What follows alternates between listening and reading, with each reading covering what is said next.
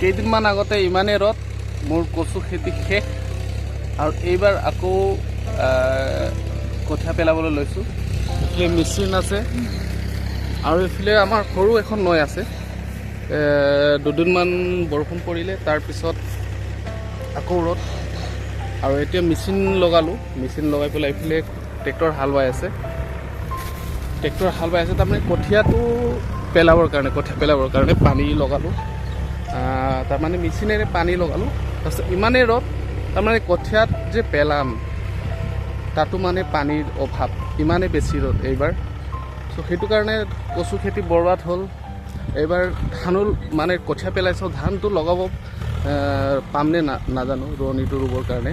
তো সেইটো কাৰণে কঠীয়া চঠীয়া পেলাবৰ কাৰণে ৰেডি কৰি, যিহেতু বাৰিষা আহিছে আৰু আমি ধান খেতিটো কৰিব লাগিব, প্ৰত্যেক বছৰে কৰোঁ।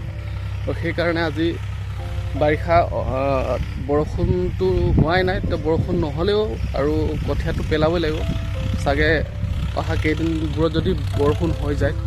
সেইটোৰ কাৰণে আমি কঠীয়াতলি ৰেডি কৰিলোঁ। কঠীয়াতলি আৰু গোটেই এতিয়া তাৰমানে 10 টিংমান কঠীয়া পেলাম বুলি এইফালে ট্ৰেক্টৰে হাল বাবৰ কাৰণে ষ্টাৰ্ট কৰি দিছোঁ।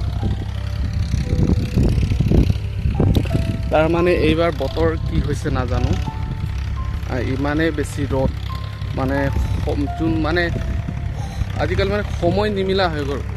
ৰ'দ বৰষুণৰ মানে টাইমিংটো নিমিলা হৈছে নেকি। সেইটোৰ কাৰণে মানে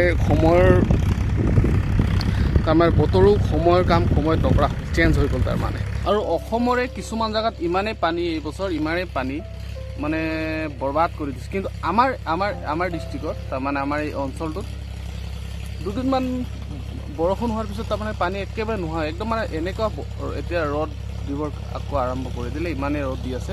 তাৰমানে পানী শুকাই গৈ আছে। তথাপিও মেচিন লগাই পেলাই মই কঠীয়াটো তেনেকৈ পেলালোঁ। নাজানো এতিয়া কি হ'ব, আকৌ যদি মাৰি দিয়ে তো বৰবাদ হৈ যাব। এইবাৰ মানে একদম হালত খাৰাপ হৈ যাব।